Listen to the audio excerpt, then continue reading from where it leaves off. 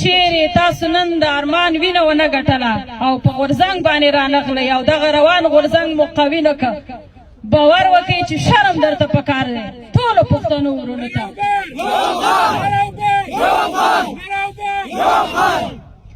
ځکه تر څو به پښتانه ځپل کېږي تر څو به د پنجاب حکومت په پښتنو باندې ظلمونه ترسره کوي هم به لر پښتون وژني هم به بر پښتون وژني هره پښتنه خور به کونډوي هره پښتنه مور به بوروي پښتنې میندې نور د دې توان نه لري چې د خپلو بچیانو سر ته کښېني او وژاړي او نه پښتنې خویندې د دې توان لري چې نور د خپلو ورونو سر ته وژاړي لکه څنګه چې تاسو وړانګه ولیدله چې هغې کې دا انرژي نه وه چې هغې د خپل ورور مړي ته ژړلي وی نو هغې پیغام ټولو پښتنو ته دغه و چې نور داسې په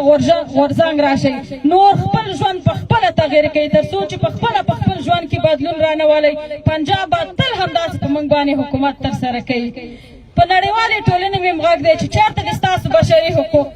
چې زما په زرګونو پښتانه په کوزه او بره پښتونخوا کې وژل کېږي په کورونو مو بمباري ترسره کېږي په کورونو مو پولیس ننوځي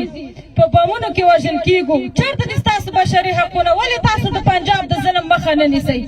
د پنجاب د ظلم مخه ونیسئ که نه خویندې به په غورځنګ راشي او چې کله یو پښتنه خور په غورځنګ راشي لکه څنګه چې ملالې میوندۍ انګریزانو ته ماتې ورکړه دغسې به د پنجاب خوله هم ورماتوي او دا د یو پښتنې خور ژمنه ده او دا د ټولو پښتنو خویندو ژمنه ده ډېر څه نه لرمه ارمان وګټئ که ارمان ونه ګټئ نو همدغسې ډېر ارمانونه به قربان شي ارمان ستا په وینو